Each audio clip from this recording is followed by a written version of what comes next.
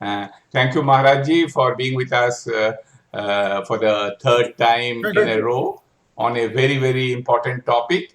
And we have already shared your specific area on which you will dilate upon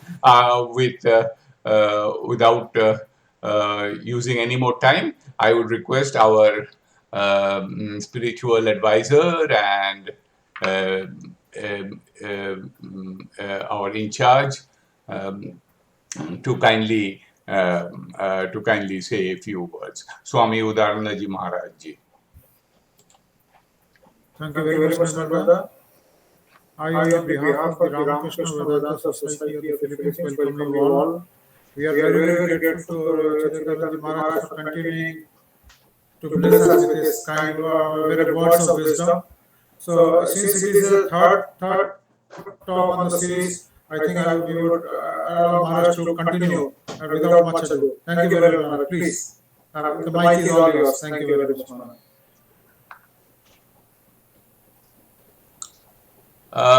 Maharajji, you are muted. Maharajji, you are muted.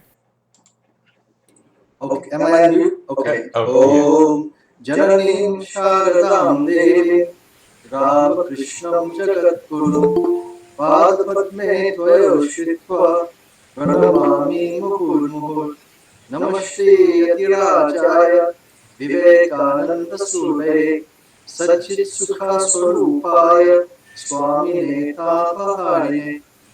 Namaste. There's a background noise here. I'm hearing one background noise. Let all of us mute our only Maharajji will be unmuted. Rest of us all will be muted. So is it okay, Maharajji, now? Yeah, I still hear one static noise there. Okay. Anyways. Okay, I think yeah. Now it's okay. Now it's okay. Okay. So today we're going to be talking about today we're going to be actually Swami Gautam. Just to let you know, Swami Chidekanandaji came today, and it's his first time visiting Advaita Ashram in a very long time. So he's here today, and so I think also at 5 o'clock he's giving darshan today.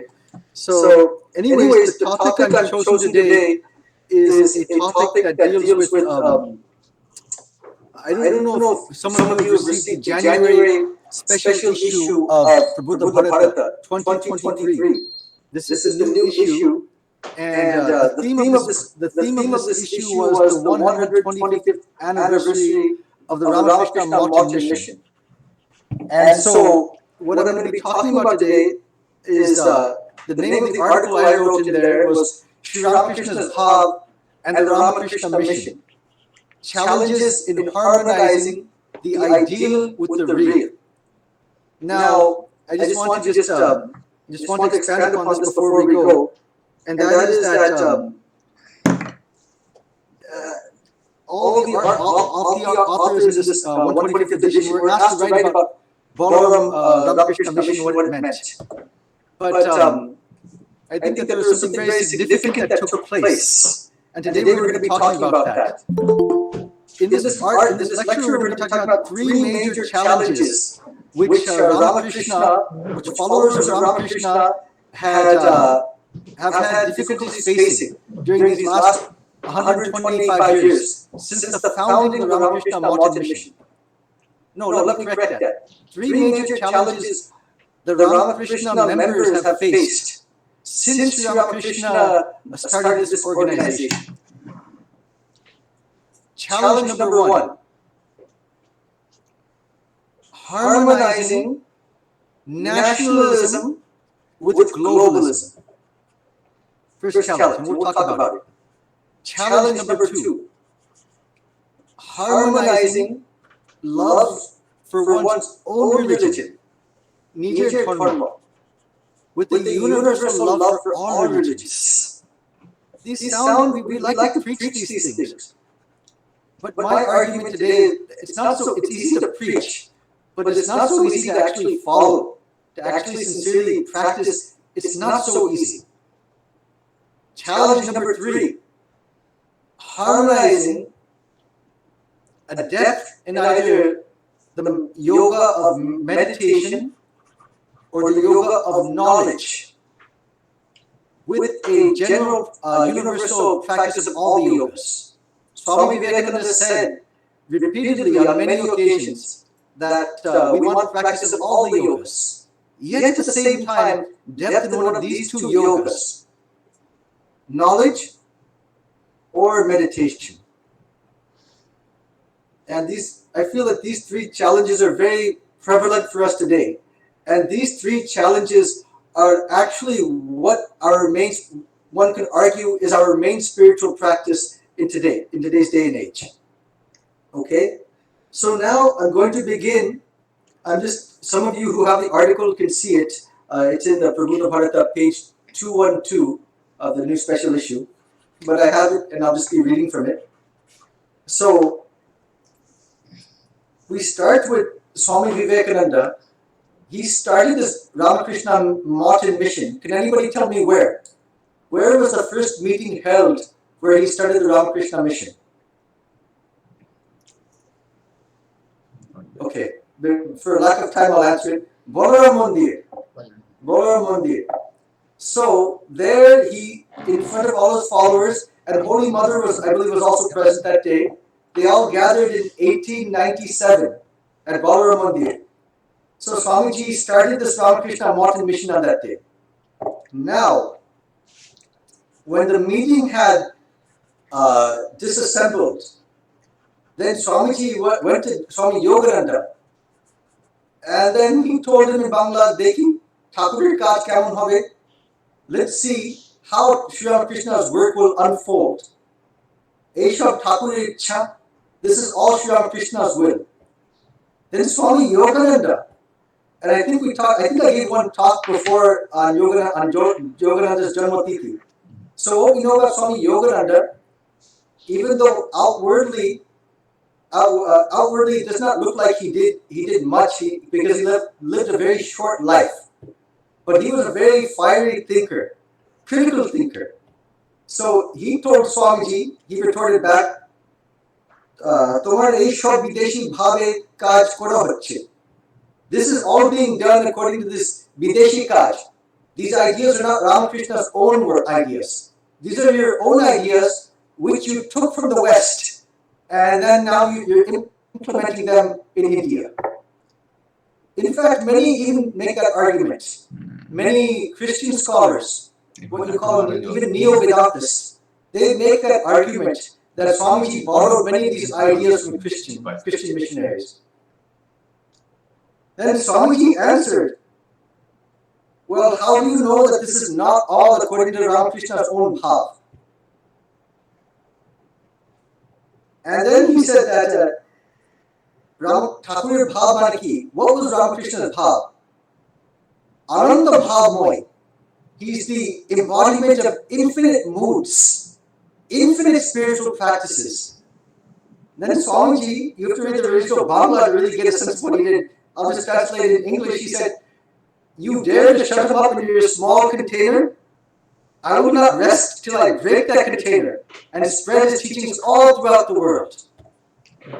In other words, he was emphasizing that Sri Ramakrishna did not just come for you or me.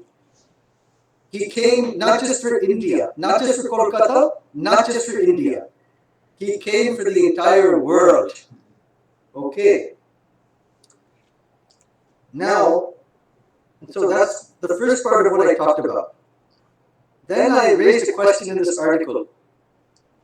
When even a direct disciple of Ramakrishna, like Swami Yogananda, had difficulty in understanding Thakur's infinite bhav, then how can we as monastic and lay members of the mission not only understand, but also preach Ramakrishna's bhav for the welfare of humanity as the aim of the Ramakrishna Mission?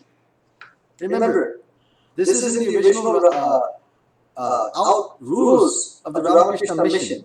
One of the aims of the Ramakrishna Mission is to preach Ramakrishna's bhav for the welfare of humanity. So this is a valid question. If a direct disciple cannot understand it, how can we expect to not only understand, but follow and preach? Remember, Thakur বলেছেন মন মুখ এক করো. So whatever we talk about, we should also practice in our own life. Now, what did Swamiji mean by Ramakrishna's Bhava? How did he understand that? Let me read to you a quote of Swami Vivekananda on this subject.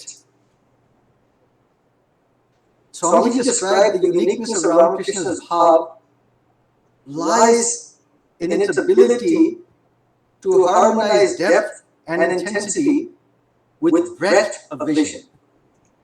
Remember in an earlier talk I had spoken about this? Udar in Bangla means breadth.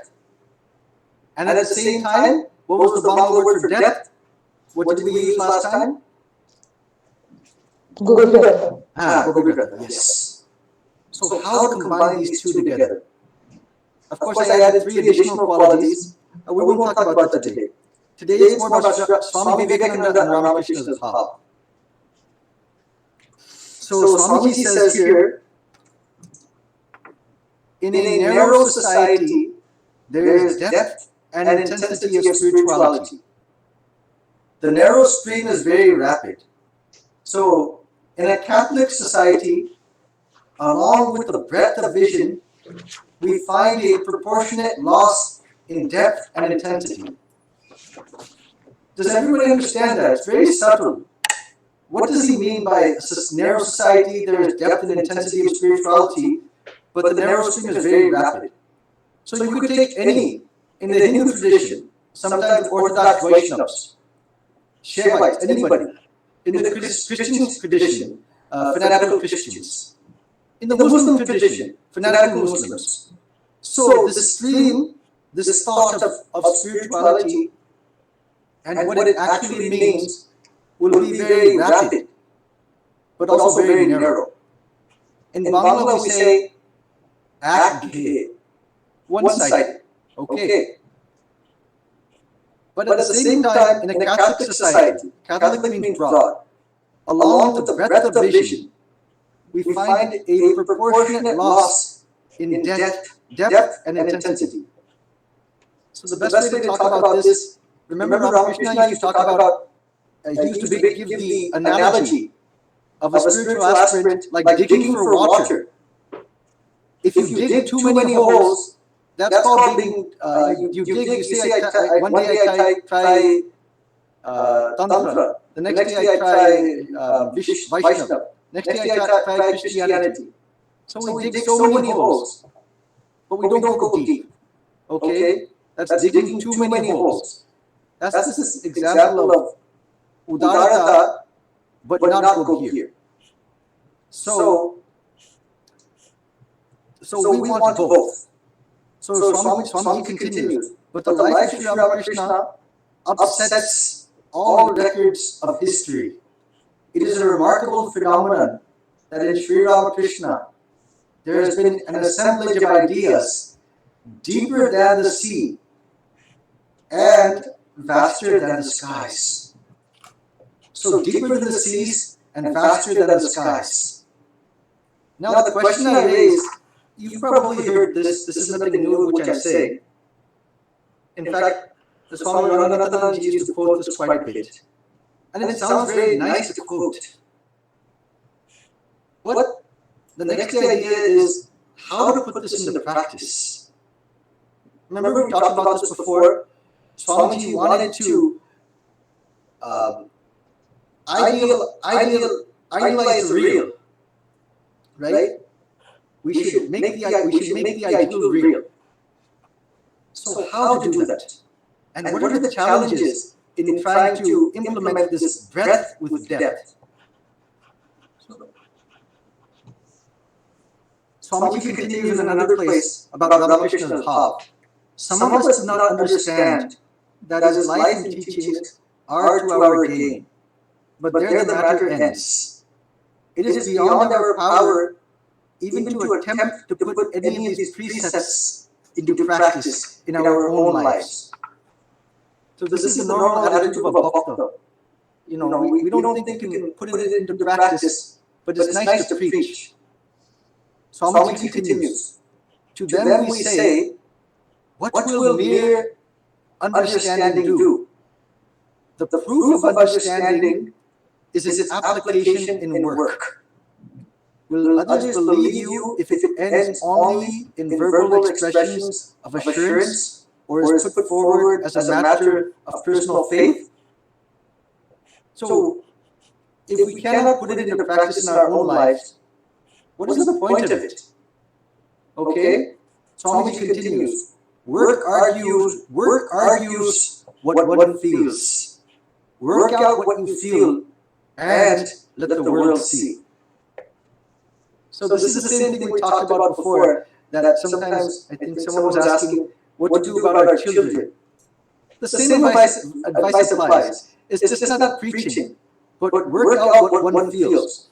We have to be that example for others. We have to be that example for our children. We have to be that example for society. This is what Ramakrishna represented, the embodiment of both breadth and depth. So, now Swamiji continues that what are some of the challenges we face? So I put this down. Challenge number one is this reconciling love for one's own nation with a general love for all nations.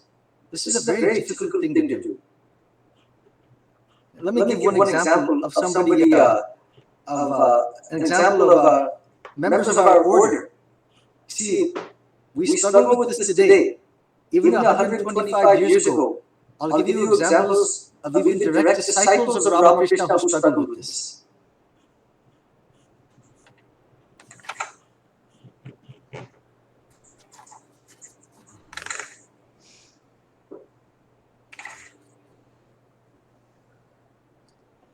Okay, so reconciling conflict number one, reconciling nationalism or patriotism, depth of love for one's own country with universal globalism, making the whole world our own.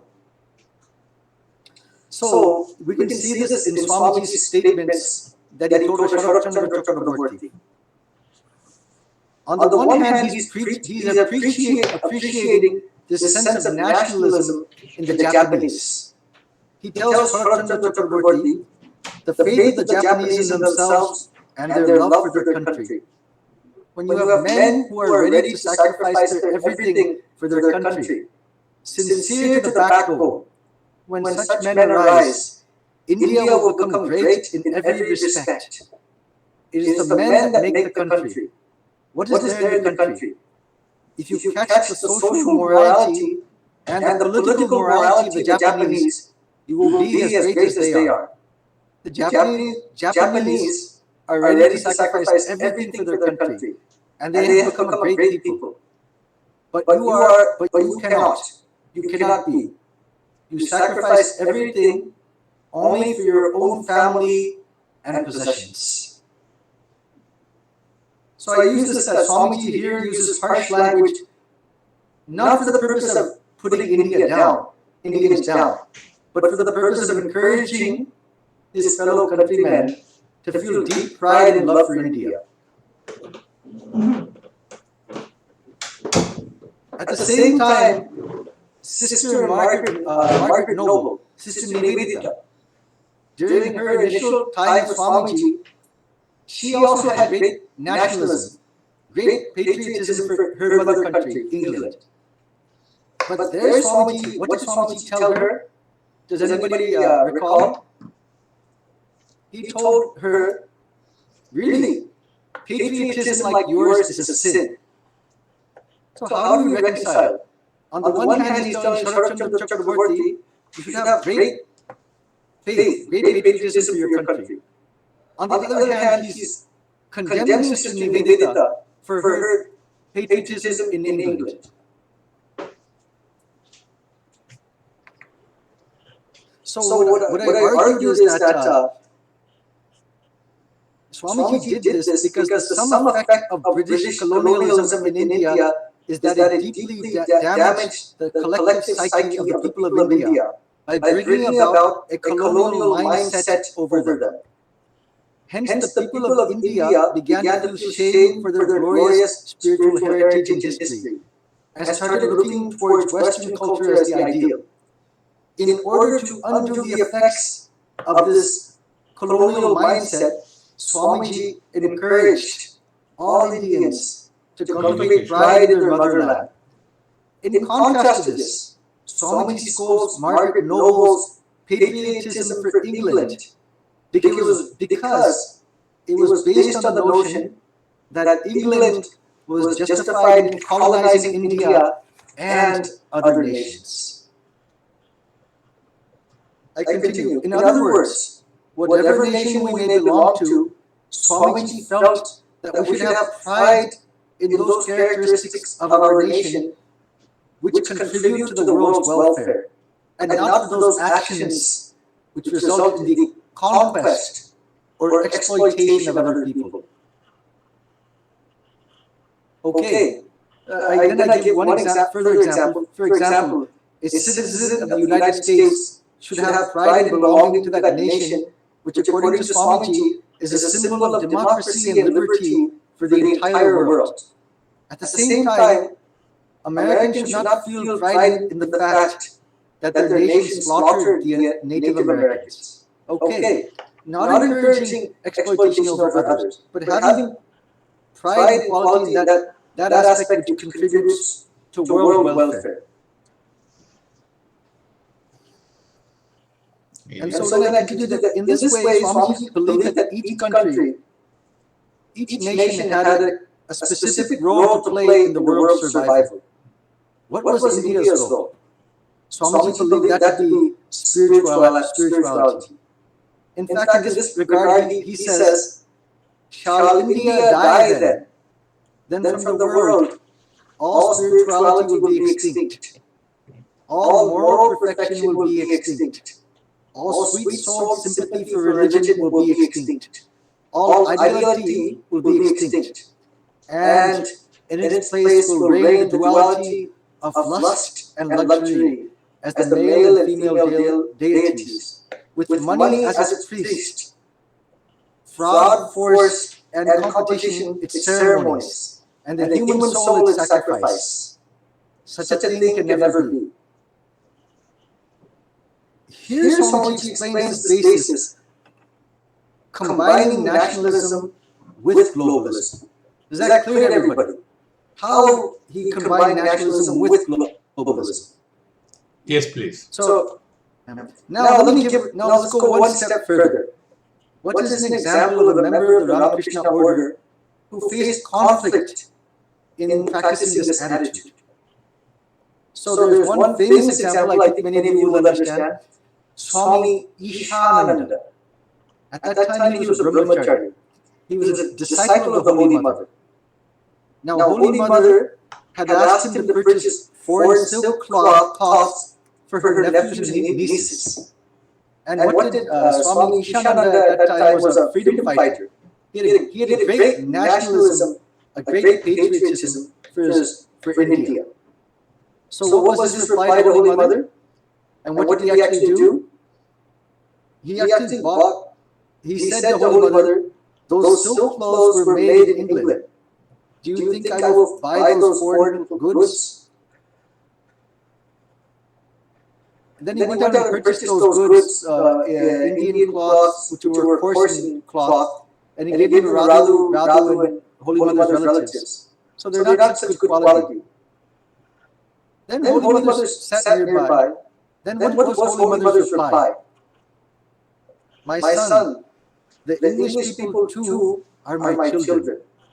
I shall live with all. I cannot be exclusive." So what is Mother explaining here? She's revealing this attitude of the Divine Mother of the universe. Sarva Bhuta Atmanam, seeing this divinity in all.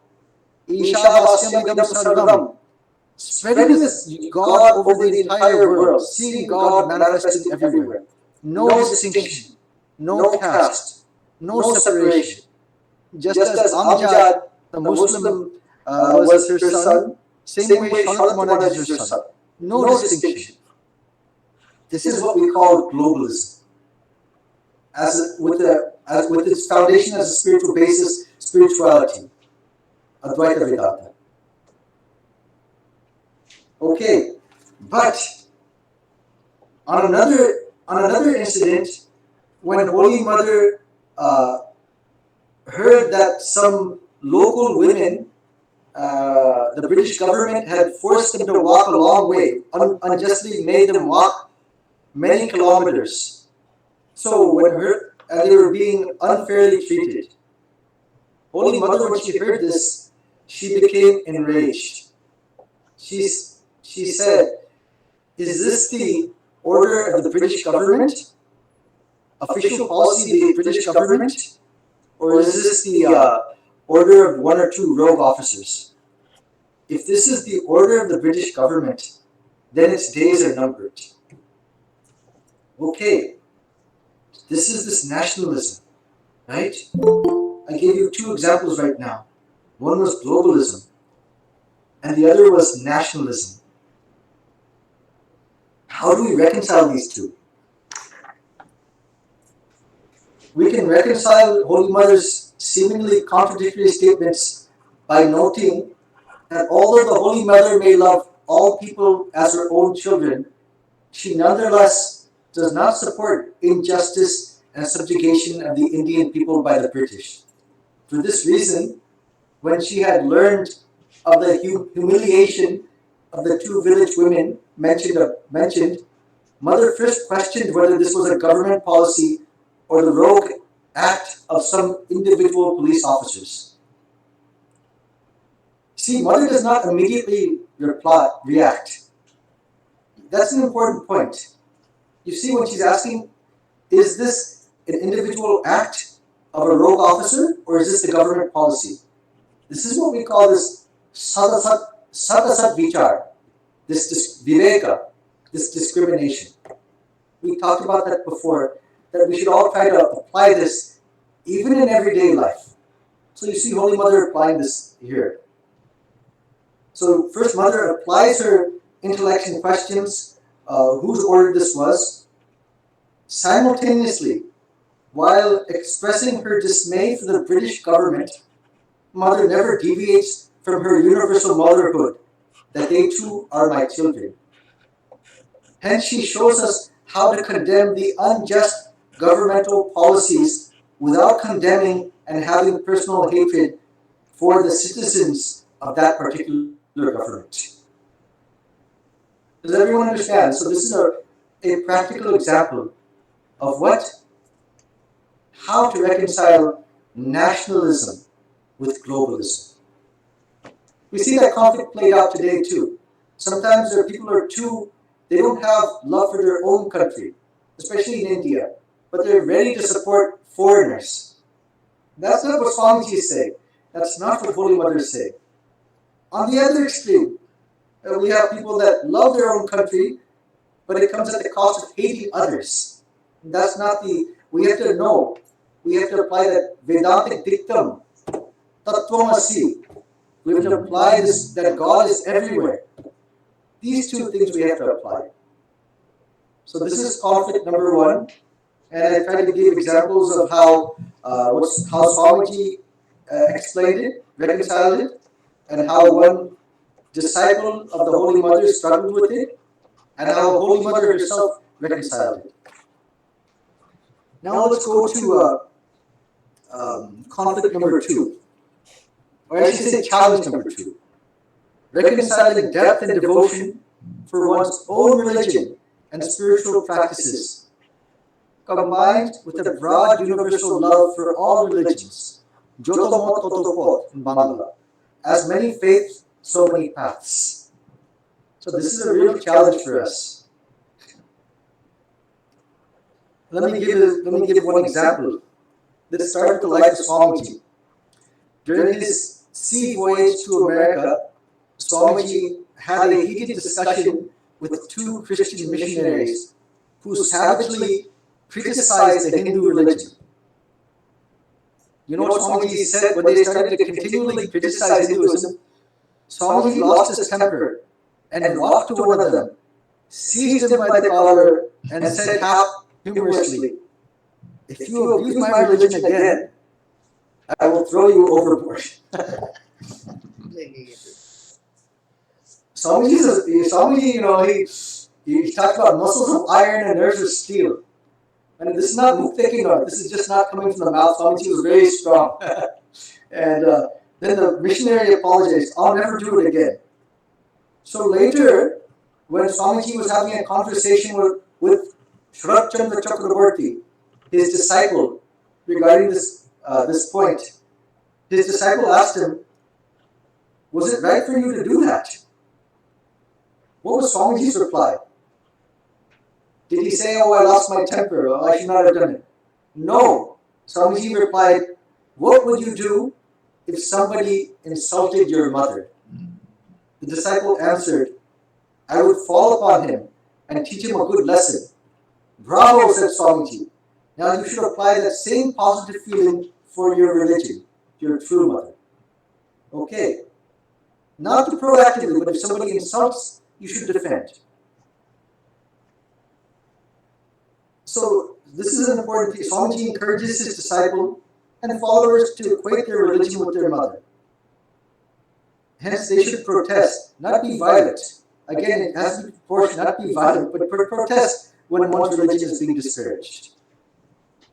And how to protest, that requires a certain amount of buddhi, what we call satvichar. Okay? On the other hand, Swamiji had many close friends and disciples who were Christians from the West. And his reverence for Christ bordered on worship. Swamiji said, "Had I lived in Palestine in the days of Jesus of Nazareth, I would have washed his feet, not with my tears, but with my heart's blood." On another occasion, he said, "I pity the Hindu who does not see the beauty in Jesus Christ's character. And I pity the Christian who does not reverence the Hindu Christ."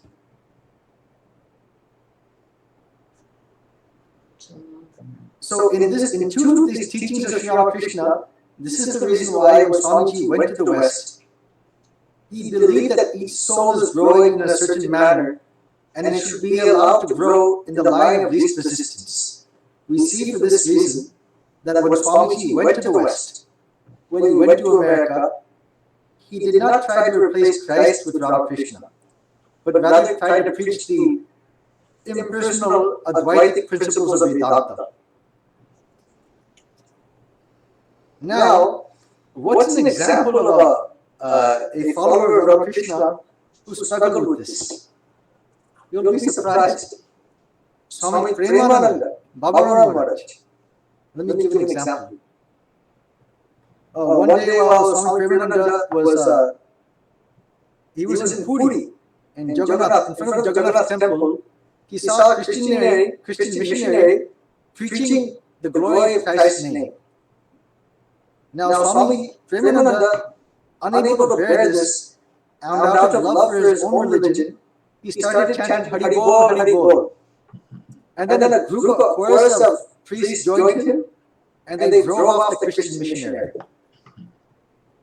So, you could say, is this not what's wrong with this? Is this not love for one's own religion? Well, Ramakrishna did not agree. It said that Premananda himself described, even though Ramakrishna had left his body, he came to Bhaba Maharaj, Swami Premananda in a dream, and he scolded him. "Why did you drive out that Christian missionary? He was doing my work and preaching my name only." So Bhaba Maharaj felt very ashamed. The next day he found that Christian missionary and apologized to him.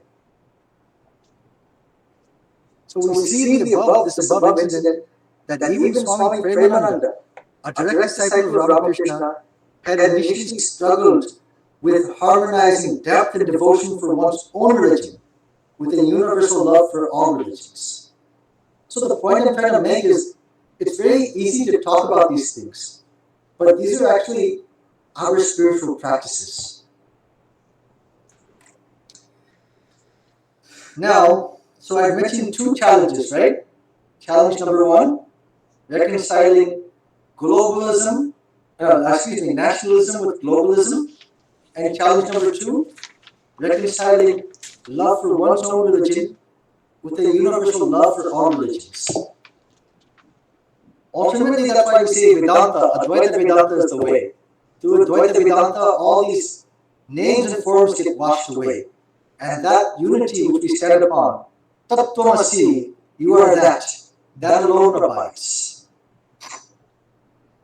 Challenge number three, reconciling depth in the yoga of meditation or knowledge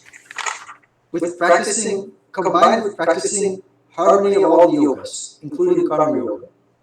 Now, I talked about this. This is something especially for, I felt that I sometimes saw this in our monastics, in our order. Sometimes the monks in our order, it's, you see, we're required, in our order, we're required to do karma yoga. And sometimes monks from our order leave because they want to lead an exclusive life of contemplation, studies. So it's hard to do both. But what did Swamiji say about Sri Ramakrishna's Bhaba? Breadth with depth. So what I feel the challenge here is, yes, cultivating this depth, especially either in jnana or meditation. Why do I say one of these two? Because they require more of a discipline. And that discipline itself, I'm not disparaging bhakti or karma yoga, but this, you understand, this jnana or this meditation, they require more developing, cultivating will. And a depth in one of these two yogas, combined with the general harmony of all the practice of all the yogas. So what's an example of this? What's an example of a follower of Ramakrishna who initially struggled with this?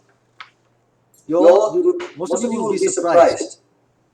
Sri Ma, National Maharajji, the compiler of the Gospel, the Sri Katamrita, who actually spent the most time with Sri Ramakrishna amongst his intimate followers. What do I mean by this? Sri Ma, the compiler of the Gospel of Sri Ramakrishna, despite being a sincere spiritual aspirant and intimate disciple of Ramakrishna, did not fully support monks engaging in service activities. He thought that they should focus more exclusively on meditation or studies. However, in 1912, when he visited Varanasi and had heard from Swami Brahmananda that the Holy Mother had said that the activities of the Varanasi home service are the service of the Master himself, and that he is tangibly present there. M then replied, "How can I deny it anymore?"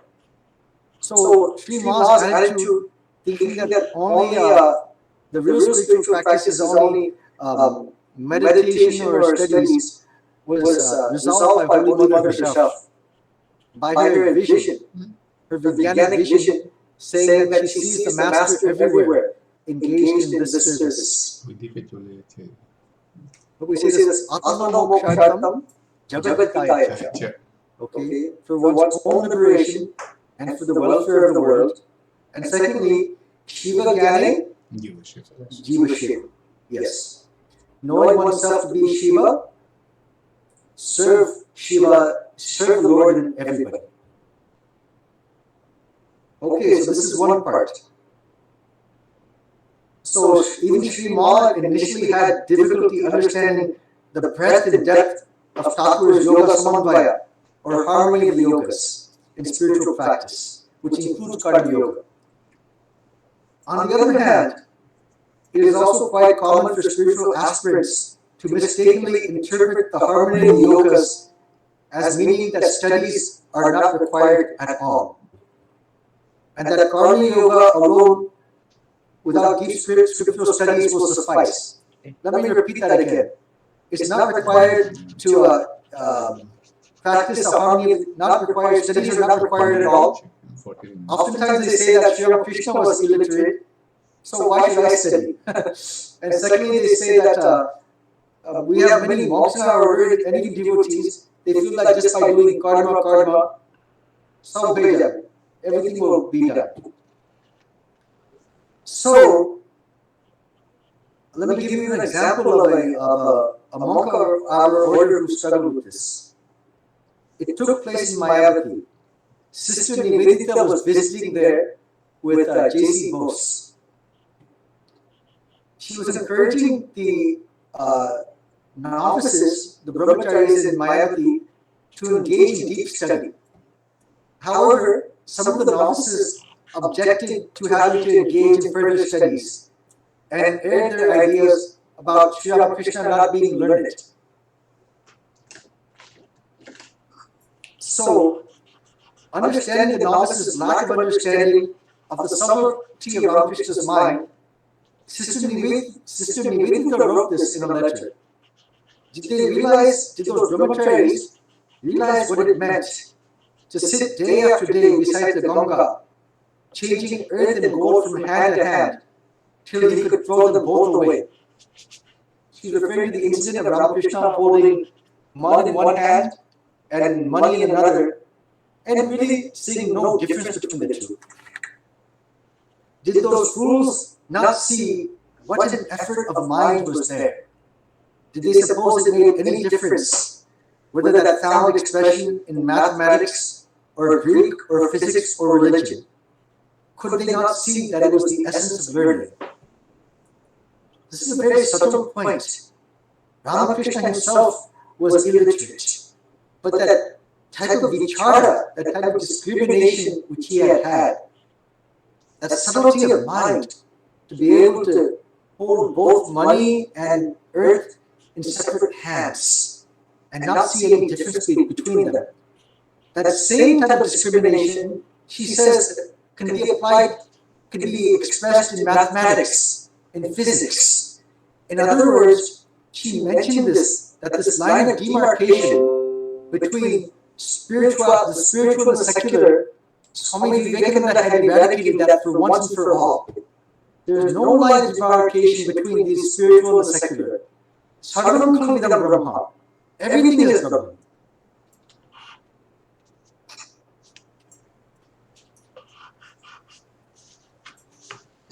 So, in this line, similarly, Swami Yatishwarananda, a disciple of Swami Brahmananda, in his book Meditation and Spiritual Life, he also says that in order to practice, really to effectively practice harmony of the yogas, one should cultivate this depth in either spiritual studies or meditation or both. Okay?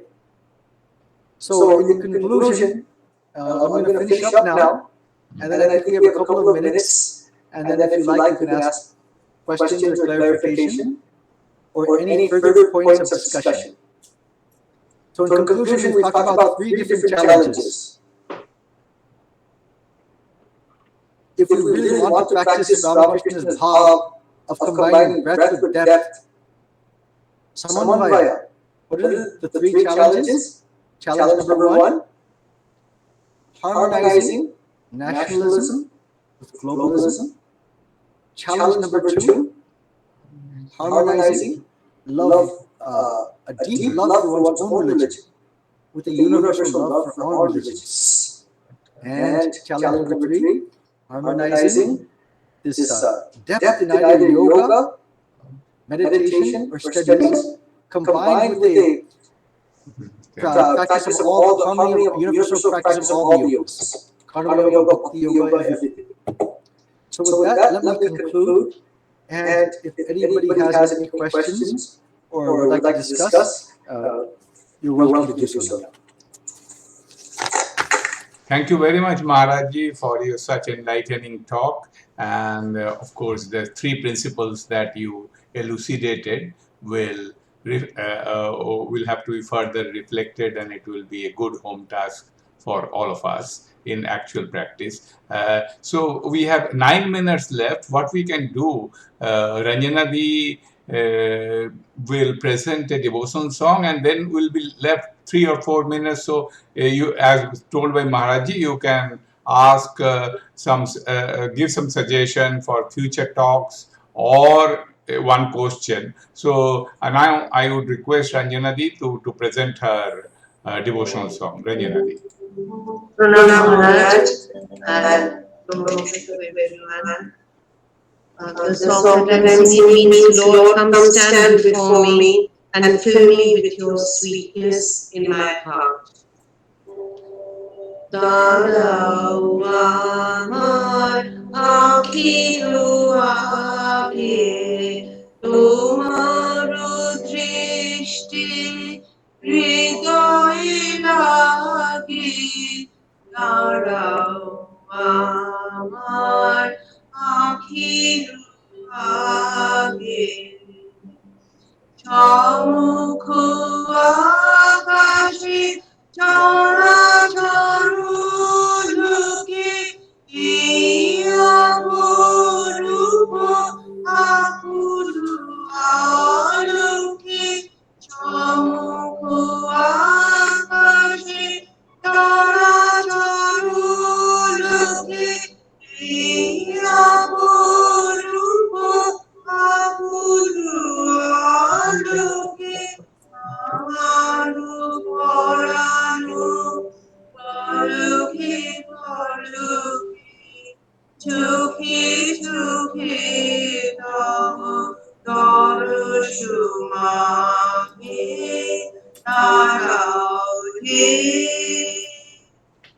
Ije karuni je boshe আছে ইহারু মানুরি আরাগে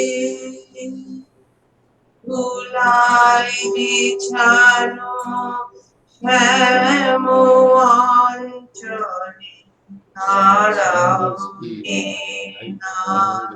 নারাও হে যাহা কিছু আছে সকলে চাপিয়া ভুবন চাপিয়া জীবন ব্যাপিয়া তারাও যেখানে বিরোধিয়া তোমারি লাগিয়া একলা জাগে দাঁড়াও হে দাঁড়াও আমার আখির আগে দাঁড়াও আমার আখির আগে তোমার দৃষ্টি হৃদয়ে লাগে তোমার দৃষ্টি হৃদয়ে লাগে তারাও Thank you, Dr. Bhattacharya, for the beautiful devotional song. We are grateful to you. So, if you have any suggestion, any of you, please, you can. I think Sirish wants to say something. Please, you have 2 to 3 minutes. I prefer, rather than suggesting any question or discussion on what we've talked about, that's better because when it gives you new ideas, I prefer that instead. Go ahead. Namaskar, Maharaj. Thanks. Actually, the conflicts that you have mentioned, particularly the first two, are the conflicts that we'll have indefinitely. While we need to resolve those, but in that context, I want to bring Swadharma into the picture. Swadharma is like by virtue of being in a certain position, in a family, in a country. You are to do certain things, right? And in Karma Yoga, it says that, if it is your Swadharma, even if it is lower, than the Paradharma, you have to still follow it. So in that case, how to bring the national interest into picture?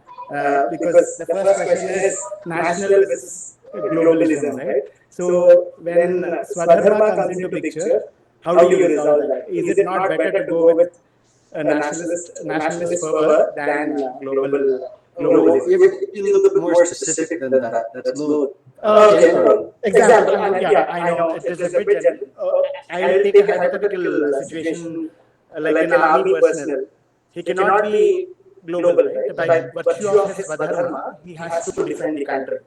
So, in that context, it is very difficult to resolve this conflict of nationalist versus global fervor.